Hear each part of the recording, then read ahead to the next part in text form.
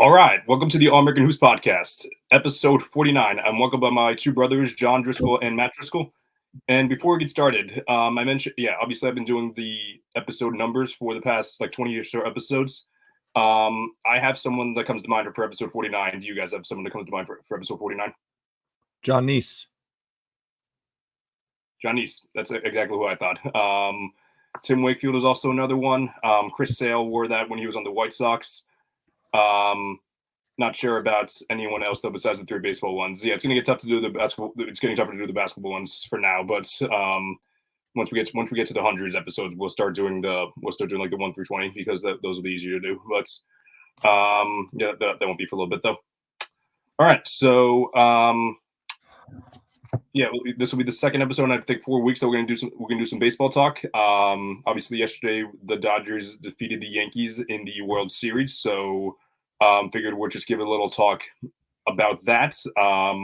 Obviously three diehard Mets fans here, even though we do have great respect for a lot of the Yankee fans in our family and friends. This was definitely a great feeling for all of us. So Matt, I don't know if you had any takeaways from the game, the series, anything that comes to mind for you. First off, just want to wish you guys and the viewers a happy Halloween to everybody watching. Also, absolutely electric. John caught the early bus home, was able to join us. Huge news. And my third takeaway before I get to the game, is this a new All-American Hoops logo on the screen, Chris? It is, yes. Our producer Tony made the new theme song, which I premiered both last week and also the Sunday special that I had for the preseason. And yeah, like with the new theme song also came like the new logo as well. So yeah, it is a brand new logo. It's not that brand new, but yeah, I guess you can see the bottom more now. Now that there's three of us on screen. Yeah, I like it. And takeaways from the World Series. The best team in baseball won. Usually in baseball, sometimes that doesn't happen, but this year it did. And I saw a video today saying like the Dodgers didn't really play that well in the World Series, like to their potential, and I fully agree with that. They were just like clearly the best team. They had an elite bullpen. Their lineup was so scary, and they just utterly dominated the Yankees. Yeah, fellas, it's good to be back on. I will start my spiel off with a very happy Diwali to everybody. We are very inclusive of all cultures here at the All American Hoops Podcast. A lot of my coworkers live in India. They were celebrating, so happy Diwali to them and everyone else out there watching. Matt's right. I did catch the early bus home today. Very, very excited. Happy to come on here and talk about the Yankees losing and start of the NBA season. I think there's no better way to kick off our World Series talk than with a couple quotes from our great friend Liam McAllister. I will keep the rated R version ones out of this, and I'll just give a couple short quotes from him. Starting off with, they should be running laps all night. A high school team wouldn't have allowed that. In all caps, the manager can't wake up when one guy walks two hitters in a row. Get him out of the game. Austin Wells sucks. A blind person could hit the ball better than him in the playoffs. And finally, this team was sloppy and didn't deserve it. I totally agree with you, Liam. The Yankees did not deserve it. They crawled through the playoffs because they got the privilege of playing and beating up on the AL Central once again. The last time they beat a non-AL Central team in the playoffs, I believe Matt was 10 years old in 2012. And fun fact delivered by Matt, Buck Showalter was the manager of that team, who has since been fired by two separate teams since then. Twice, yeah. But yeah, I definitely agree with you, Matt. All joking aside, the Yankees, did make the World Series this year, and it was very evident that they were just not on the Dodgers level. Nobody was this year. Their lineup is relentless. There was a lot of talk going into the postseason that they had a weak starting rotation. Whether you believe that or not, it did not really matter at all. You kind of see that priorities on the bullpen and the lineup is what teams should be doing moving forward because, last night, starting pitcher, the Dodgers gets rocked in the first two innings. It's looking like the series is going back to LA for game 6. and their bullpen delivers six plus dominant innings of relief. So, congrats to the Dodgers. They earned it, but definitely not something we're like thrilled about. Yeah. Sorry, didn't mean to cut you off there, Chris. But I just want to say, Liam, it's all right. At least we have the Jets and Brooklyn Nets to fall back on. I'm sure they'll bring you a ton of happiness this year. So head up. It's all right. Yeah. I'm happy about it, believe, because I did want to dedicate a segment, not a segment, but in addition to, I'm going to give my other thoughts on the Yankees in a little bit, but I also want to give shout out to other friends of the pod. Liam was on episode 30, I believe. Also, some other great guest Yankee fans. John Cassidy, aka John from JFK, was on episode 4 with me and Matt when the Knicks traded for OG Anunoby. Timmy McEnany, he was on. I don't know the number, but it was on around the first round of the March Madness tournaments. Someone else that I'm missing, I feel like. Drew from Pick a Side is also a Meg Yankees fan. There's some and Jacob Blumberg, the Bucks fan as well. So yeah, I told him last night. Despite the Yankees struggling, at least you have the Bucks that are going to have a great season and are already having an amazing season so far. So we'll get to the Bucks. We'll get to the Bucks later. Matt, can you say that again? I said we'll get to the Bucks. We'll talk about them later. We will get to the Bucks in a second. But yeah, I want to stick with baseball just for a little bit, just because there's a couple things I want to talk about. So yeah, I definitely agree with everything you guys said.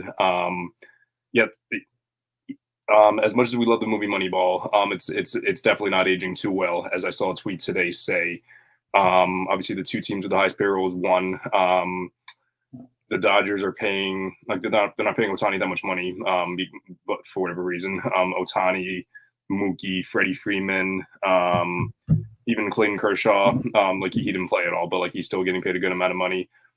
All those guys, but at the end of the day, I'm not going to hate on big markets for paying their guys. That's what if you want to win games, you got to pay your guys, and I got to respect them for that. But yeah, obviously we're not really big fans of the Dodgers in general. Obviously, we definitely wish it was the Mets that was there to beat the Yankees. And I don't mean to be, we're not going to dive too deep into this, but I do think the Mets would have beaten the Yankees in the series. I was much more confident watching the Mets play than I was the Yankees, and that's me being the pessimistic Mets fan that I am. But yeah, the Dodgers were just an amazing team. It would have been really hard for them. The fact that they so Kershaw, Buehler, and there was another Yamamoto was out for a good amount of the season, and they still found a way to be the best. Glasnow, right? Yeah. They still had they still found a way to have a bullpen game, 2 or 3 games a series. It was just insanity how they were able to manage that, and you have to have a rock solid bullpen to do that, and that's exactly what they did. Because usually when you hear the term bullpen game, it's usually we'll chalk that up as a loss unless offense goes ballistic, which some of that was the case, but some of the case was also just the bullpen really putting together a collective amazing game.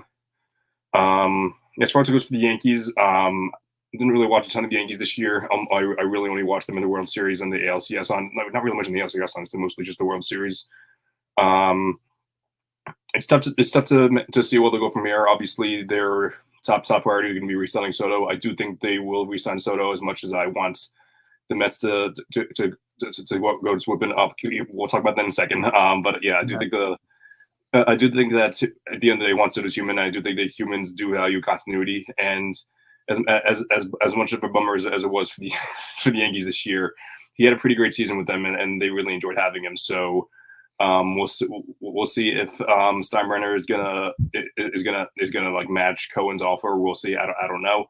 But yeah, I'll let you guys turn your part for that in a second. But after that, I don't know where they go from here, because obviously they have 2 very solid star pitchers. I don't really consider Rodon a star actually at all, but up to are they going to go after Burns if they don't re-sign Soto? Are they going to make a trade? This wasn't. They have a solid personnel, but this really feels like it wasn't. This doesn't feel sustainable, honestly. They had a very easy path. They didn't have to face the Astros, and the Guardians are a very solid team in my opinion, but however, definitely not at their best. So I don't think the Yankees will be back in the World Series next year. But this is the way too early prediction. But unless they have to resign Soto, but even that might not be enough. Matt, you shook your head first, so why don't you give your disagreement take on to me? First, I want to disagree on your take about the Yankees having good personnel. They have good stars. Aaron Judge, great star. Juan Soto, if he ends up back there, top 3, arguably definitely top 5, arguably top 3 player in baseball. But that team has a ton of holes. Their starting pitching. I mean, Garrett Cole is. I mean, he could opt him out. What? Can he opt out this year? He can opt out. Yeah, he can opt out. Yeah. And I don't know after Cole, I don't trust Rodon. Maybe Heel or whatever. Gil. Stroman had a good playoffs, though. He could Who? be back. Stroman had a good playoffs. Yeah. Oh yeah. 0 ERA in the playoffs for Stroman. I wonder who's voting for Tuesday, by the way. I don't think a team that has Gleyber Torres leading off for you is a real contending team. Their lineup has a ton of holes. Rizzo is done, I think. I mean, maybe he has a couple more years left. Stanton was great in the playoffs. I was, trashing his contract in the regular season. He always steps up in October. Jazz, I think, has 2 more years. We'll see what he does if he can stay healthy for a whole season. But then you got Verdugo in left. He stinks. I don't know. Maybe Dominguez will take a step, but I don't know. Their bullpen was solid, but bullpen's always hit or miss, and I don't know, just a ton of holes. And sorry, I'm rambling a little here, but Juan Soto, you said, he is human and he desires continuity. I mean, he was there for a year. He's been on, John made a good point at dinner. He's been on 3 teams. He doesn't, every single time something has gotten brought up about how great he's been this year, he's like, yeah, that's great for free agency. That's great for free agency. I think all he cares about is money. And I think there's a max dollar amount that the Yankees go to that they say, you know what, it's not worth it. I do not think there's a max dollar amount that Uncle Stevie will have. I think if the Yankees do match the Mets, he'll go back to the Yankees, but I think the Mets are going to outbid him, and I think Juan Soto is going to be a New York Met next year. Yeah, I won't really speak too much about the Yankees roster issues. I think you made a lot of great points, and I agree with them. There are a lot of holes. At the end of the day, their floor is still a playoff team. I think that there's just so many wild card spots, and with baseball, it wasn't really evident as much this year, but you really just got to get in and get a little hot. But there's still a lot of holes on that roster. With Soto, I think that continuity doesn't really seem like a big thing to him, and so it's probably you could probably argue that it's going to be between 4 teams, 2 of them less realistic. The Dodgers are going to be in on him. They're going to have conversations, but they're not going to want to have to be paying him and Ohtani in 10 years a combined $100 million when they're both really not as good as what they were. Because that's when Ohtani's contract is going to start kicking in, and that's when Soto's still going to be. I doubt Boris is going to be, lining up for a big deferral on this. And I think it really comes down to Yankees, Mets, and I think the Phillies could be in a little bit. And the thing is, when you get a free agent, you start to think about oh, well, he's friends with this guy on this team. He likes this ballpark. He likes that ballpark. Soto's friends with Harper, blah, blah, blah. I don't really think that matters with him. I think that the team he goes to is going to be the highest offer. And if the Yankees match the Mets, I still think there's a chance that he doesn't go back to the Yankees. You saw his press conference after the game. He didn't look like he was just over the moon, it's not like he's been with the Yankees for his whole career. He hasn't won there. He won with Washington. They offered him $420 million, and he said no. And he's probably the first guy in the world to turn down $420 million and have it pay off. So I think he'll probably go to the highest bidder, and it really does. I'm not going to sit here and say that he's definitely going to pick the Mets over the Yankees or vice versa, but I think it definitely does help that the Mets made an NLCS run this year. It's not like the Mets won 70 games and you're just going to the highest bidder to play on this Mets team that might not compete every year. I think it's been pretty evident in the Cohen era with the first year is obviously a transition year. Second year, you won 101 games, obviously no playoff success, but and then last year was just again, kind of just you can say that's more of an outlier than anything if you want to talk about the last 3 years. The Cohen era, the Mets make the playoffs generally, or they're with Cohen and now Stearns, they're going to be making moves to set them up for success. And that's maybe another concern if you're a Mets fan. David Stearns is very, very smart. He's very analytical. I think he has a good balance between using the checkbook and, going with the numbers. maybe Stearns comes back and says, Soto for $700 million doesn't make sense, but Burns, Alonso, and maybe trade for someone like Kyle Tucker, or maybe sign Bregman. A combination of these 3-4 players that equals Soto's annual value is more valuable than Soto. That's what my numbers say. Then the Mets do that, and then the Yankees might even get Soto at a discount at the end of the day there. But it's going to be interesting to see. There's a lot of moving parts. The Mets do have, we talked about the Yankees holes. The Mets do have holes too. I thought the Mets were a more complete team this year, but they have a lot of guys coming off. You need to get a bona fide number one. I don't think Senga is, granted, we didn't really see much from Senga this year, but I don't think I think on a World Series team, Senga is like a really, really good number two.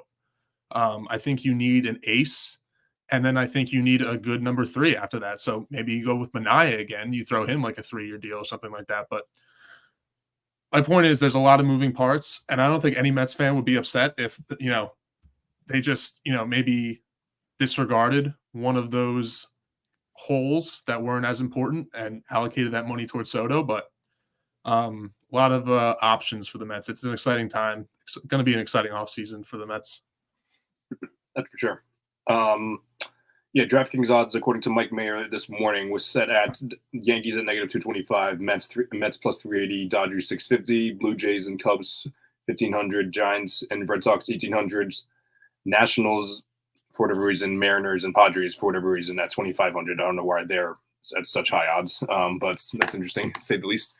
But yeah, definitely should be interesting for the Mets. I'm not going to go too deep into it, but they do need to go after another starter.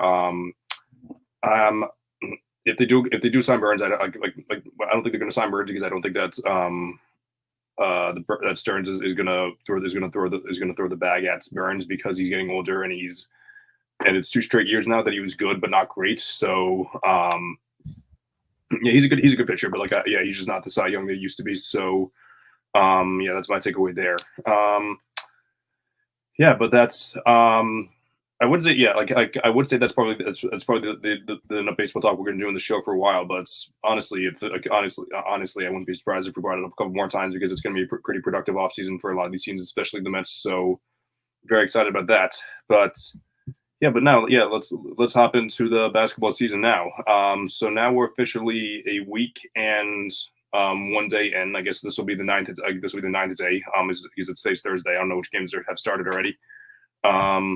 But tonight we have tonight we'll talk about first. We're going to talk about the overreactions as it says in the title, but we'll talk about the Celtics first. So the Celtics are now sitting at 4-1, a game behind, which we haven't said that in over close to a year at this point.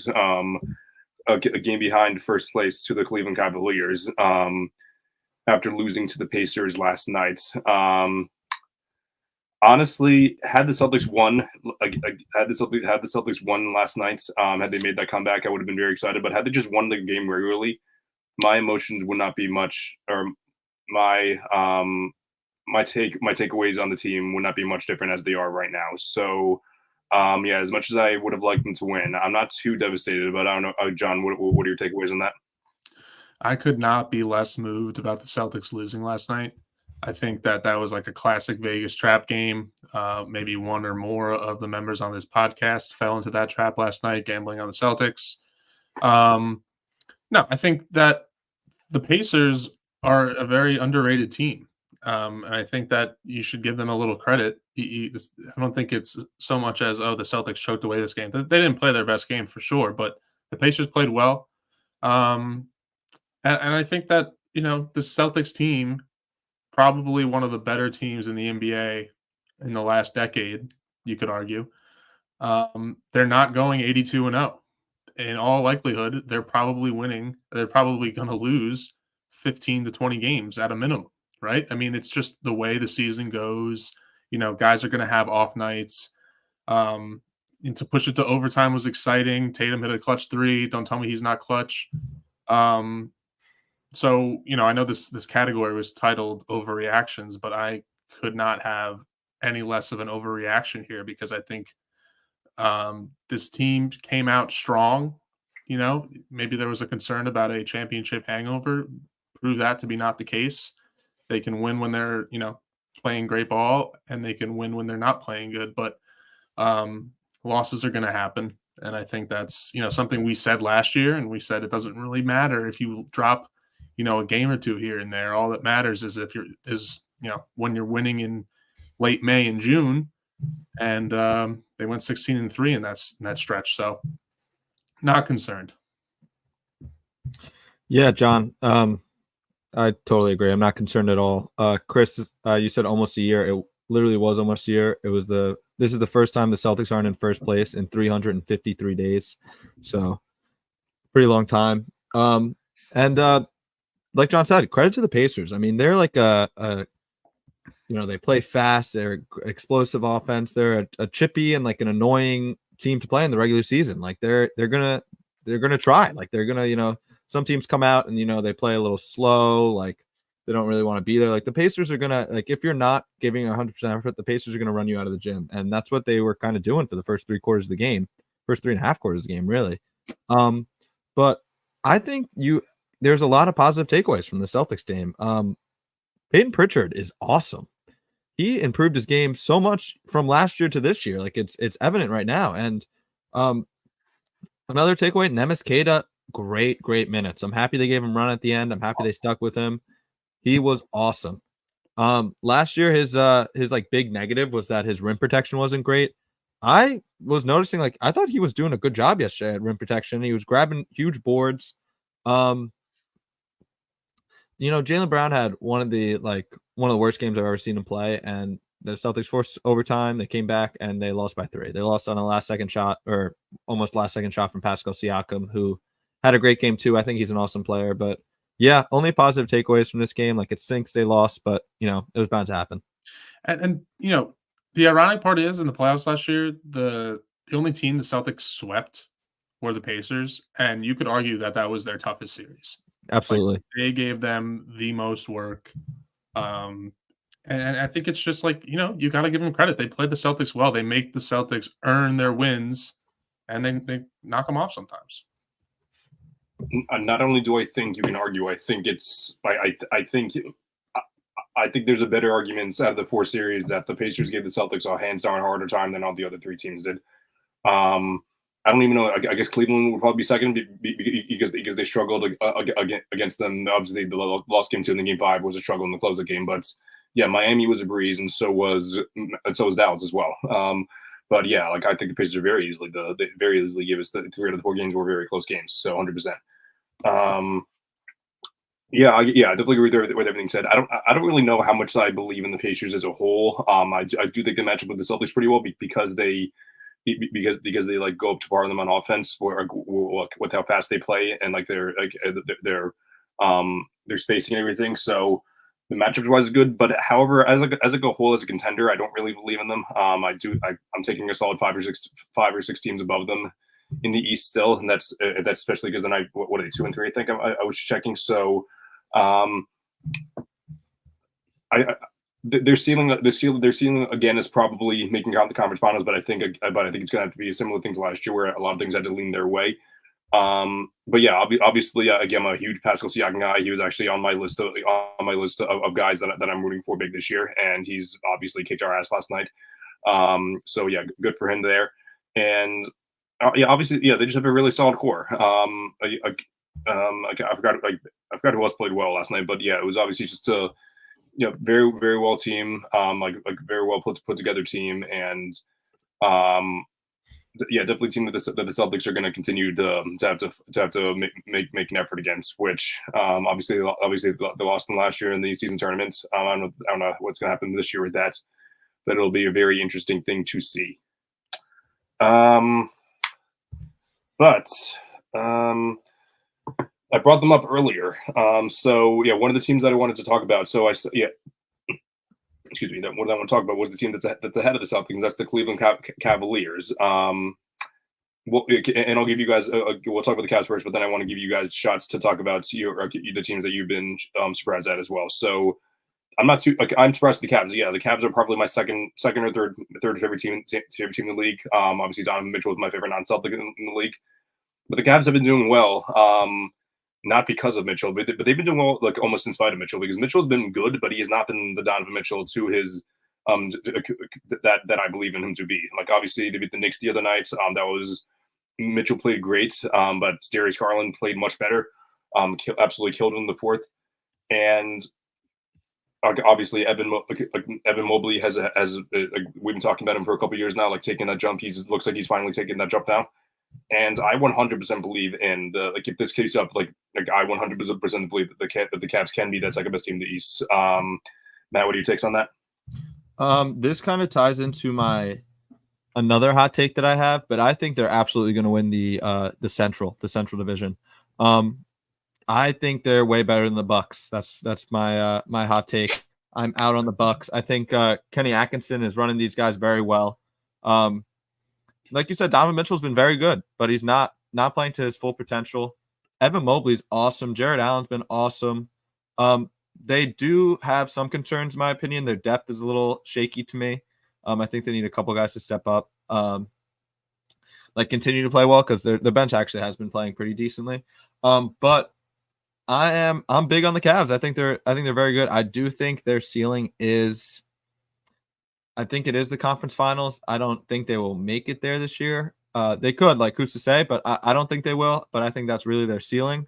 But I think their floor is way higher than it was last year. Do you want me to talk about the Cavs or a sleeper of a team? Because I think, with the Cavs, I mean, you guys touched on a lot of great points. I think their ceiling is definitely the number 2 seed Eastern Conference Finals appearance. I think with them, they have talent. They're like a very evenly balanced team too. I think they have great rim protection and great scoring on the perimeter. And I think Donovan Mitchell is one of the most underappreciated stars in the league, but I think that it all comes down to like health with them. It just always seems like one of their big men is hurt, and Donovan Mitchell does battle injuries sometimes. And then like you're I mean, you could say this about a lot of teams that are trying to contend, but like you're a Donovan Mitchell injury away from like I don't know, like who's like your primary scorer after that? Like Garland, yeah. And like you're not like that's such a heavy drop off. Mm-hmm. Like even if like for example, like I'm not going to say the Celtics because they're like an anomaly, they're like a different team, but like even if you go with like the Knicks, like Brunson gets hurt, you still have like Cat, Bridges, like those guys can score if you need them to, right? Giannis, Bucks, Dame, it's like if you want to be like and I guess it's kind of a weak argument sometimes when you think about it, like, oh, if this happens, but like if it does happen, like what's your plan after that? I don't know. And I guess that's kind of the issue you run into when you do prioritize like rim protection, which is obviously extremely valuable, but like where are you getting your offense after that? So that's my take on the Cavs. I do want to talk about who I kind of like in the East this year that I think could pose to be not on the Pacers level of surprise. I don't think they would make an Eastern Conference Finals, but I really like the Bulls this year. I think they're like a pretty interesting and like almost kind of fun team. Like I think they're pretty well rounded. I know Zach LaVine's like a stat stuffer. He's not really hasn't really won much, but like Vooch and Kobe White has been awesome. I think the Giddey addition is like pretty underrated. If you're not going to ask him to do too much, he can give you like good like end of like not 6-man, but like end of lineup minutes. And I'm not going to try to pronounce Dosunumu's name, but you know what I mean. That's a proud. I think he's on my fantasy team. But he's been giving them pretty good minutes, and I think he's like a guy that I like watching. But again, I don't think they're going to be really like making any waves, but they've been fun to watch. I think they can make the playoffs and then maybe knock off a team in the first round. But we'll see. Chris, can I give my take about my hot take for the Eastern Conference, just in general? Or you have something to say about the Bulls? Okay, cool. I am fully out on the Bucks. I wasn't really ever in on them. I know they're your Bucks. They're your favorite team, Chris, but I am fully out on them. Giannis doesn't seem too happy. The him and Dame connection I was listening to Bill Simmons the other day, and he said something that I totally agree with. They're like, Dame and Giannis can give you 30, 35 each, and it doesn't really matter. Like against the Celtics, they both dropped 30 and they lost. Their defense is so their perimeter defense stinks. Their bench is stinks. Gary Trent Jr. is starting for you, and he's like supposed to be like one of your perimeter lockdown guys. He stinks on defense, and Doc Rivers is running your team. I am fully out on the Bucks. I think they stink. I'm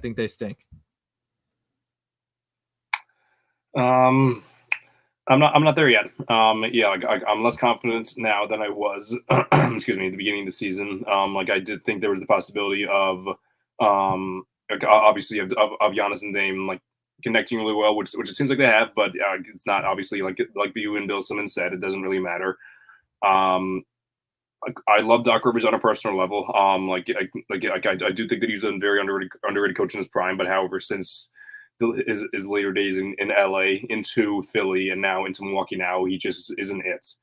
And yeah, like you said, Giannis isn't really happy. This really, really feels like and again, 5 games of the season, like this overreaction. So, but this really does kind of feel like 2019 Kyrie, where high expectations going into the year, but the star is so disgruntled without actually saying it.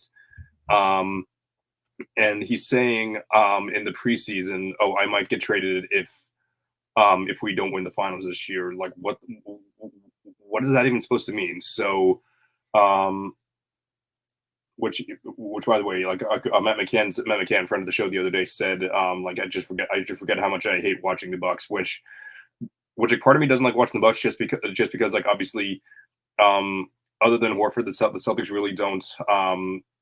The Celtics really have a hard time like guarding Giannis because like even when they beat them in 2022, it was Horford and then it was Grant Williams guarding him, which Grant did a pretty good job of him and someone his size. So like I thought that was part of the reason why I just don't like watching the Bucks play. I don't like watching the Bucks play in general. Like and as much as I do think that Giannis is the second best player in the league,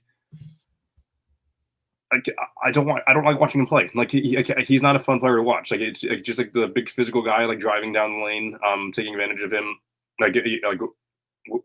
Which like Mars on Player's Choice talked about it today. Like you can like appreciate that style of play, but you don't have to like watching it. I don't like watching that style of play.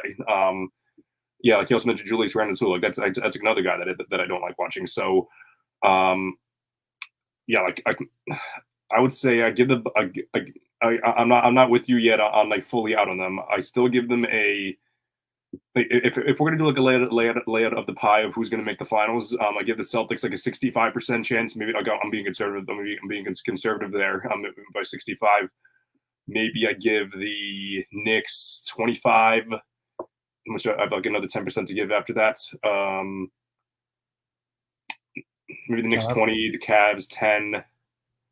And then like after that, I go like a three-way tie between the Magic, the Bucks, and Sixers. And Matt, you can go in your tirade if you want. I'll go the Bucks, the Magic, and the Miami Heat. Because this puncher's chance. They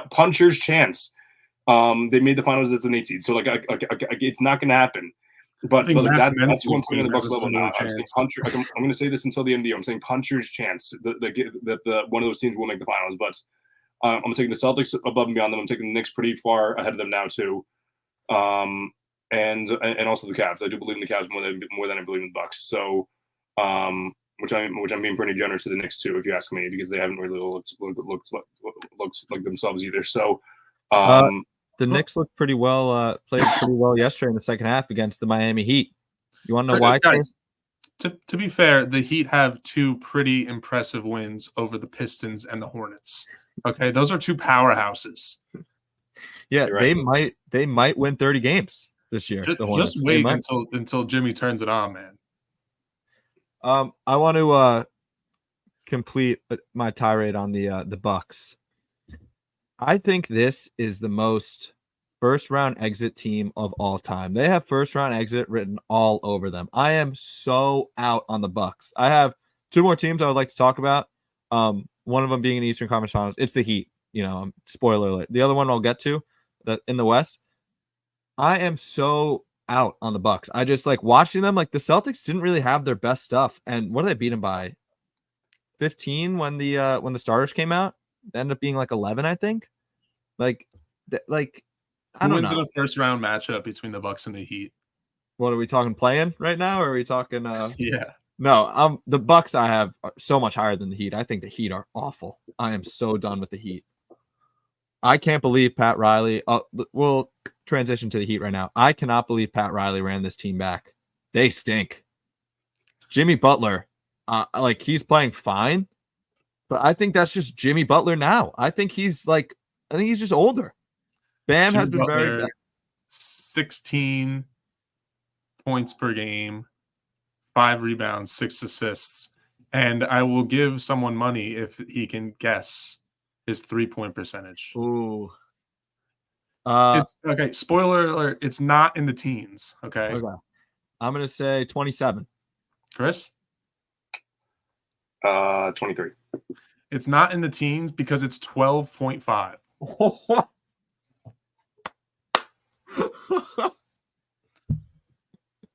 Pretty bad. All right. I will say one shining part of the Heat. Bam has been playing horrible. I think he will turn it around. I think he'll be fine. I think Jimmy Butler is not going to be fine. Tyler Hero is off to his classic, awesome October into November start, and then he's going to get hurt and come back and not be the same player, then get hurt again before the playoffs. They have no depth. Their star player is going to leave after this year, probably. I mean, they are well coached. They're not well run. Pat Riley is not good at his job anymore.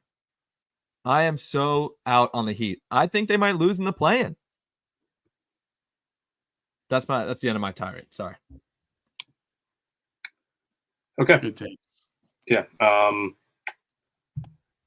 Yeah, and I guess we'll talk about this one more team for the last minute, for like a minute here, because I do want to mention now, because I mentioned teams that have a shot to make the final. So I said the Celtics had like an overwhelming percentage. I said the Knicks had like a pretty solid quarter. Then the Cavs after. Then I gave a 3-way tie between the Bucks, the Heat, and the Magic. Notice which team I did not put there. Sixers. I am like how you feel about the Bucks and the Heat. I feel about the Sixers because this we haven't seen Embiid and Paul George play yet. Why should I believe in them? Like why should I believe that they're going to just come back and all of a sudden everything's going to be fine? Like I understand some teams start off like, oh, the star players started off hurts, but they'll come back and get better. I'll give them the benefit of the doubt. Neither of those guys have given me the benefit of the doubt that they're going to be healthy come playoff time and that they're going to be clicking really well. We love Tyrese Maxey, and maybe like he might be the only one that maybe I'll like give them a percentage for because of how awesome he's been playing. I don't believe in the Sixers. I don't believe in the Sixers at all. Maybe I believe in the Sixers slightly more than I believe in the Heat, but I don't trust Joel Embiid in the playoffs, even if he was healthy. So, like maybe they come back, but like the fact that they have this mindset of like, oh no, we'll be fine when the playoffs come around. I don't know a single team that's ever worked out for. Like even if you include LeBron, like LeBron in the Cavs days, like he was playing his games, but like he was like resting here and there. But like there has not been a single team ever that says, okay, we're gonna take it easy in the regular season, and then we'll pick up in the playoffs. Which there have been teams that have taken it slightly easy, like like they'll like sit out like a random game in March. But like, when have we ever seen any team like just be like from the start, okay, we're going to be very slow in the regular season and then really are rapid in the playoffs? Why the hell should I believe in the Sixers? Yeah, I totally agree with you. I do think they will be an annoying playoff matchup if everybody is healthy, but that's a massive if. Both these guys are never healthy. Absolutely. Where is Joel Embiid? Where is he? Most and it just baffles me because you guys aren't as into rankings as I am, which I know people don't like ranking just because it's it's a iffy thing, but like it's obviously something I've done since I was 7 years old. So obviously I don't have any ill will towards anyone who does it. It was driving me up a wall seeing Joel Embiid in so many top 5 people on top 5 lists. If you're building a team, why are there only 4 guys? Why do you want only 4 guys ahead of Joel Embiid? When has Joel Embiid proven that you want him in the playoffs or him for the full season over Jason Tatum, over LeBron James, over Kevin Durant? I understand like LeBron, Steph, and KD are getting older now, but all of those guys have proven to be better than Embiid, both currently and long term. Like I don't know, but yeah, I don't want to. Unless you guys have something else to say about that. That's property franchise and Property City. Then we can John, Well, you have something else to say? Well, Want to say? Paul George is the equivalent of Jason Tatum, according to Pete Foreman. If you replace him last year, the Celtics still win the championship. You know, so I mean, I think if that's the case, then like Paul George should be able to carry this team to a 2 seed at the least, right? Because that's what Tatum did for like 6 years before he got a really good cast around him. Yeah, I have like it's October 31st, and I already have zero patience for just the ADC going on around the NBA, and more specifically with some of the takes going around. Yeah, this one guy on Twitter already talking about like how the Celtics should trade Jaylen Brown, like already, like after. Don't get me started. We spent a good amount of time in the East. Yeah, there's nobody on after us. We can go over if we need. We have Chris, we can go out west now, where top of the West we have OKC's 4-0, and then Golden State's 4-1, Phoenix, Dallas 3-1, and then both the LA's are 3-2, and then a couple of 2-2, a good amount of 2-2s after that. Matt, anyone in particular that you wanted to chat about? I would like to say one more thing about the Eastern Conference. Sure. Yeah. We were, a little negative at the end there, so I want to add a little positivity. I am huge on the Orlando Magic. Chris, I'm joining the bandwagon a year late. Yes, sir. I think they match up very well against the Celtics. They always give them trouble. They are my sleeper team to make the Eastern Conference Finals. I gotta see a little more from every team, but they're my sleeper team. But out west, let's see. So I said I want to talk about 3 teams. I talked about the Heat, talked about the Bucks. I think Chris, you might know what team I'm pretty out on if nothing changes. I'm like less concerned about them as the Heat and the Bucks, but the Denver Nuggets do not look good. Denver Nuggets look very bad.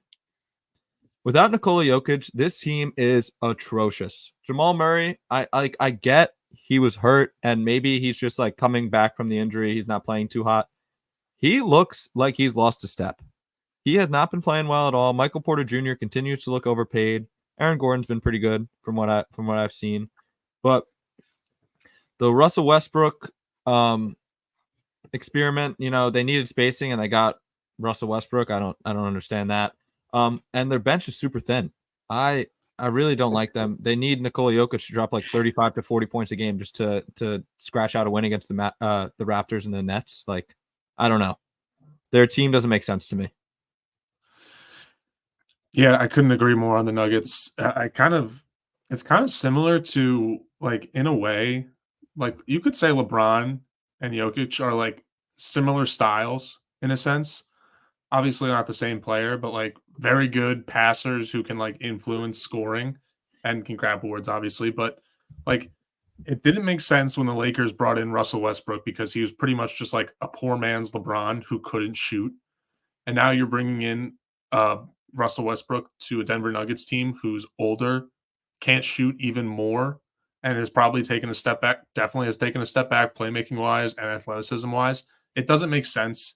I don't know. If I was the GM, and it's easier said than done, if I was the GM of the Nuggets, it would be nothing but 3-and-D guys surrounding Jokic, maybe a ball handler. I don't understand why that's extraordinarily difficult. I actually didn't really agree with the Aaron Gordon move, and it kind of paid off. So I'll bite my tongue on that one. But like, I guess it's good to have a player of his like style to like kind of coexist with Jokic. But like, it's such a poorly constructed team. I think Jamal Murray has like kind of ridden like these like pretty solid. He's had like he's had great playoff games inconsistently. Mm-hmm. And he's kind of like tricked the league into thinking that he's some like elite guard. He's not. He's made clutch player. Like he's made clutch shots. He was clutch in that, championship run. But he's not a number 2 on a championship team. Like there's a handful of guys I would take over him on a championship team, and that's like the understatement of the year. But just speaking, I think the West is like I think with the East, it's like pretty predictable that the Celtics, again, not to like jinx it or like hype up the Celtics. I think it's pretty predictable to say like the Celtics are going to be the 1 seed if everyone stays healthy, if everything's like, consistent, carried out. I think the West is a little unpredictable. My pick to win the West is the Thunder, and I think like they're like the most talented team. They have like everything you need to make the finals. But then it's like a little like, who knows? I mean, do the Mavericks, continue? They've gotten off to a pretty good start. Timberwolves, I think, like still scratching my head on that Cat trade. I know that the Warriors are 4-1, but like Curry's hurt now. So, and I was like reading that they were like the deepest team in the NBA. Okay, let's see that. Now Curry's out. Let's see if they're really the deepest team in the league. The Suns always have the star power. The Lakers, I mean, they're giving Bronny minutes, so like that should say enough. But yeah, I think the West is going to be pretty like from 2 to 6 in the West. I couldn't tell you who's going to come out on top there. Yeah, John, you mentioned the Mavericks. Sorry, Chris, do you have anything to say about the Nuggets? I keep cutting you off. My fault. I hate to say it, I'm pretty high on the Mavericks.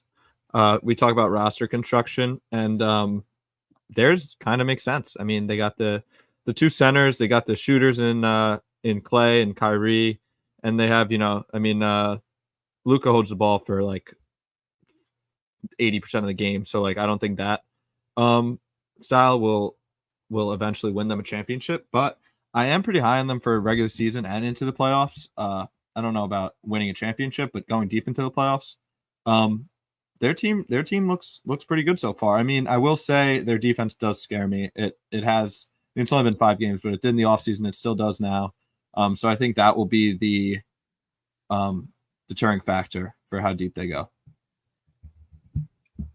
Yeah, I'm still not sold on the Mavs. It's a honeymoon phase for all of them. I'll admit that I was wrong in the Bucks and certain other things, but yeah, like I'm like, and even the Nuggets, but like, yeah, I'm fully standing on my Mavs takes. Even if they finish as a 2 or 3 seed, I still think that they're going to be a first or second round exit. Your team cannot go far in the playoffs if you're giving Clay, Kyrie, and Luka consistent late game minutes. That's not sustainable. And if you're going to win a good amount of regular season games, sure, I'll concede to that. Maybe I might have been wrong on that. I'm still not waving the white flag on that yet, even though it is an overreaction stake. But I'm still not high at all on the Mavs, and maybe I'll probably jump them ahead of the Nuggets, but I don't know. And I know we finished off talking about the Nuggets earlier, but yeah, like something else came to mind.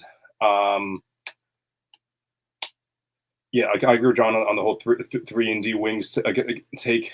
But at the end of the day, it is going to be really tough to build a roster when you just paid 4 guys that much money. All 4 of those guys were in my top 100. I had Jokic 1, obviously. Then I had Murray, I think, like mid-30s, I want to say, maybe like just a step ahead of or below James Harden. And then I also had both Gordon and MPJ. I think it was like in the what happened? I think I'm in like the early mid-70s. So like good players, but they're paying all of them the max, and that's just not sustainable for guys like that, especially when like everyone else is going to be so bad on defense. So to take like a little for anyone else that surprised me.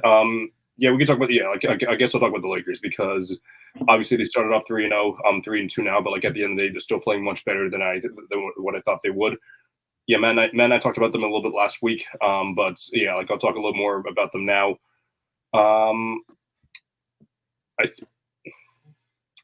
I think that they're like I think people are looking at their flaws a little more now.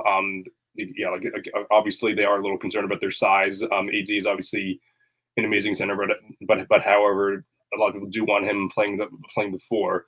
Lots of talks about trading for Walker Kessler, which Showtime made a video on this earlier. I don't know who you guys think that Danny Ainge is, and that he's gonna just simply hand off a great rim defender prospect to the Los Angeles Lakers. He hasn't made a move with Pat Riley in ever, I don't think, because he hates that guy, and he probably hates the Lakers just as much as he hates Pat Riley. So I see zero reason why the Lakers would make a trade. Or no, sorry, why Danny Ainge would want to make a trade with the Lakers, and that's like which would improve them drastically, because I think that Walker Kessler is very underrated and would help the Lakers significantly there. But the Lakers had a great start to the season, and I'm sure they're going to continue to play really great basketball. But your team does have a pretty solid a pretty stealthy. I'm trying to think of the right word. I'm not definitely not saying the right word. As a pretty limited ceiling when you don't have really great size depth outside of AD, and then D'Angelo Russell and Austin Reeves are your two guys playing defense in the point. So I'm not really I'm not really sold on Lakers as a whole. Like I think there's a world where they make the conference finals. I don't think there's a world where they make the finals yet. I do think they do need some work there.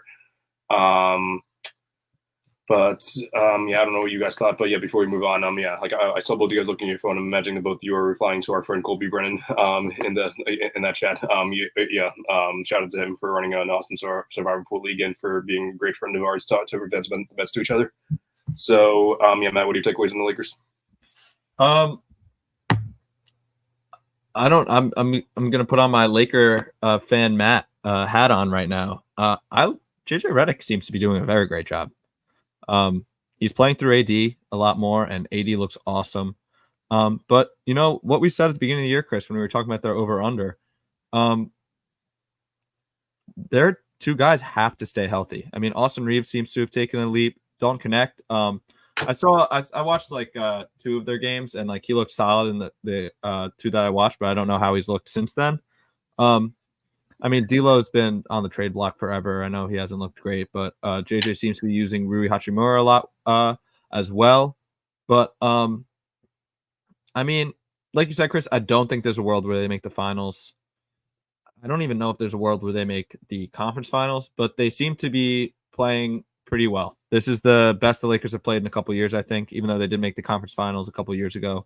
I don't know. I think they're pretty fun. I'll say. I don't know if they're good, but I think they're fun. I think Anthony Davis is a top 10 player, top 6 player in the league when he's playing like this. But yeah, I don't think there's a world where they make the finals. I do agree with you there. I think Dad would vomit if he heard you guys talking about how much you love the Lakers this year. Oh my God. I mean, are we talking about the same Lakers team? They're 3-2.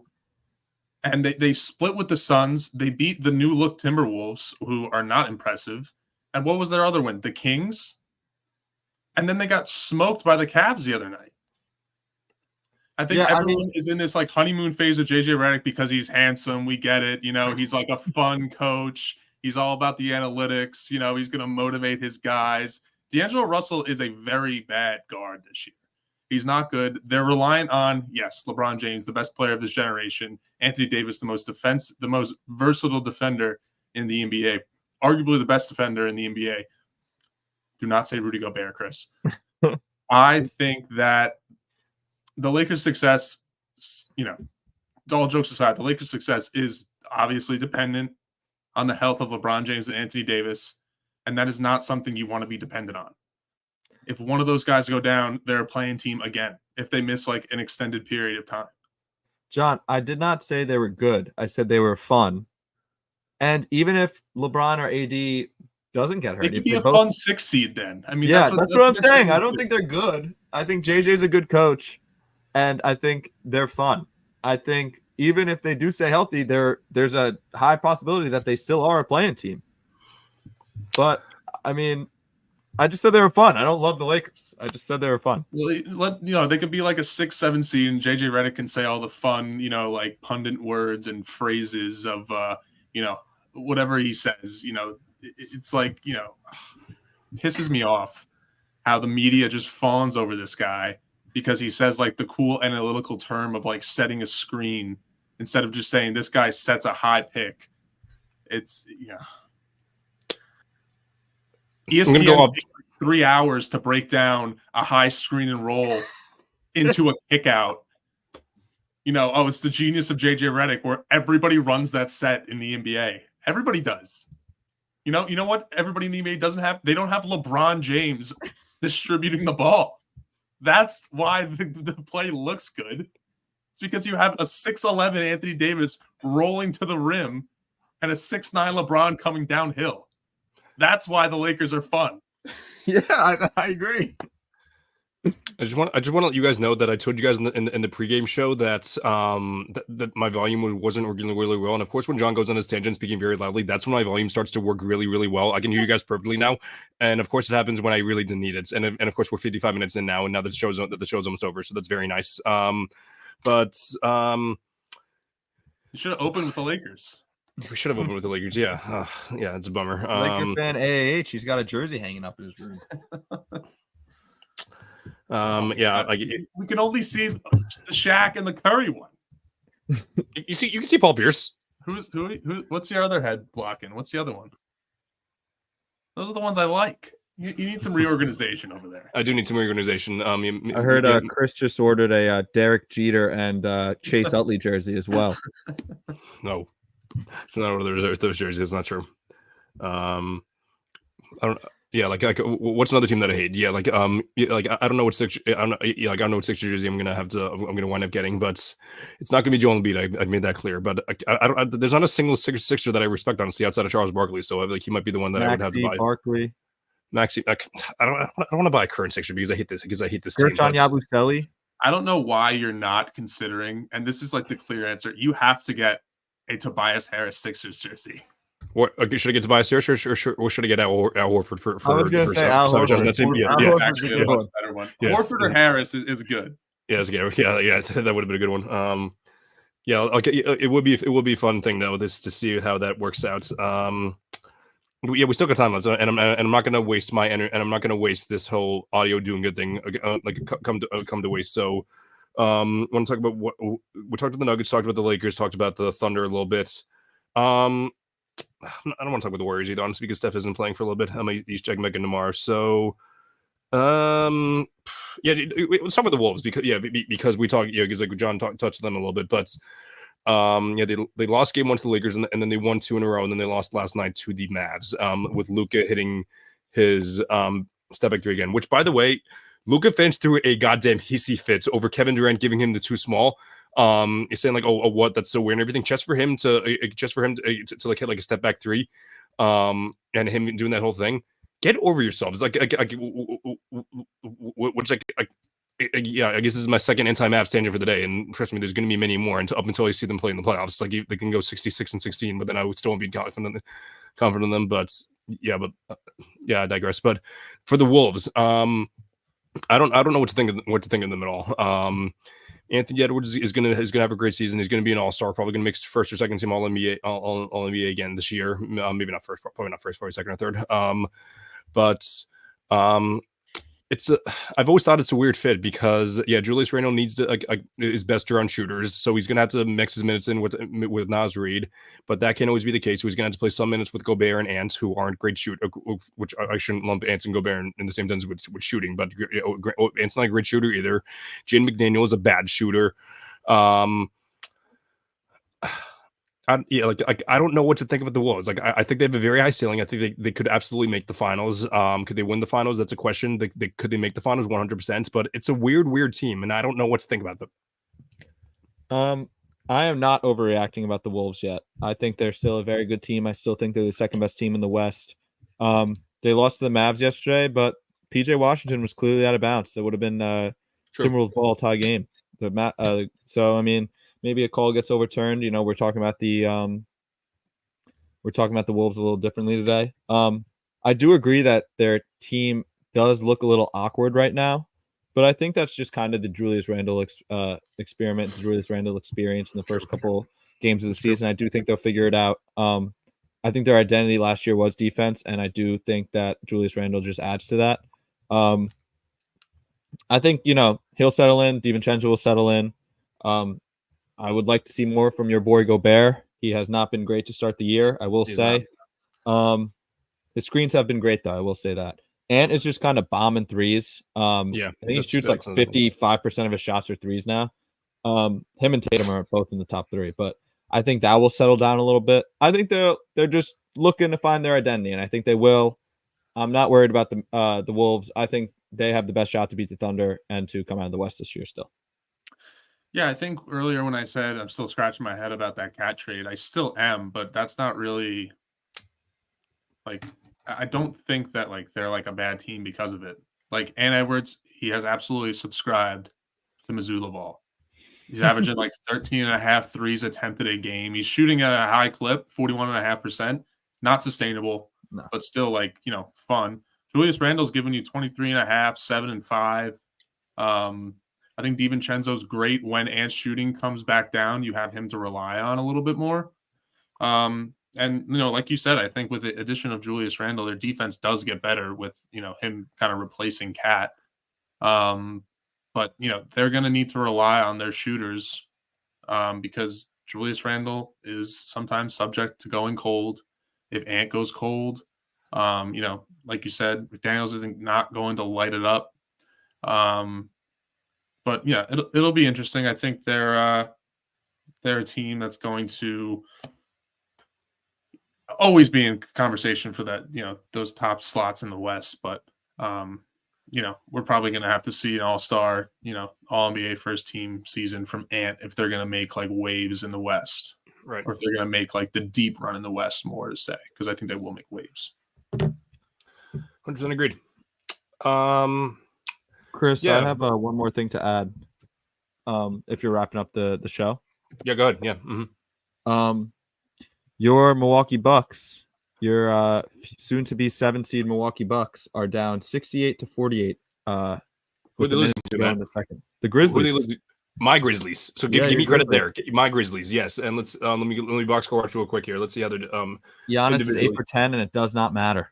It does not matter. Let's see. So individually, Zach Edey, AAH agenda, 4 points, 1 rebound, 1 block, 2 for 5 from the fields.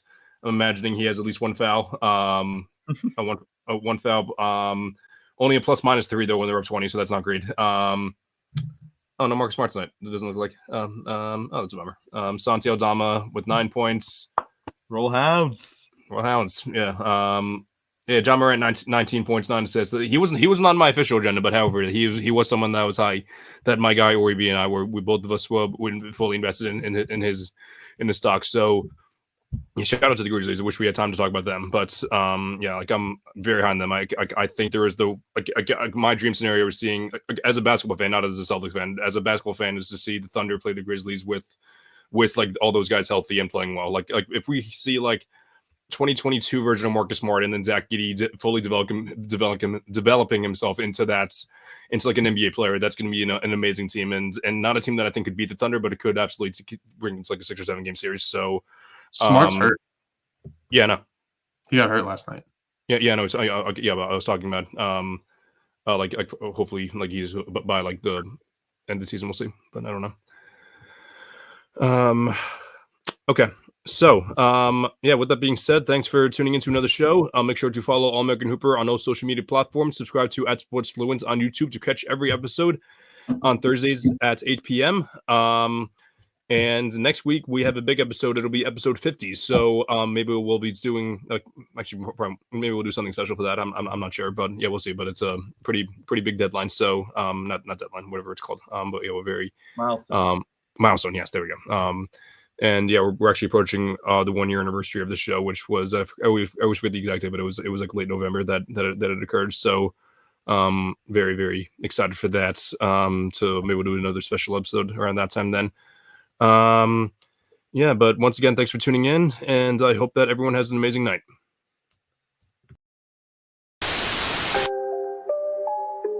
Oh, Canada. Put on a suit, drink water, don't drink and drive. Hey, man, call your mother.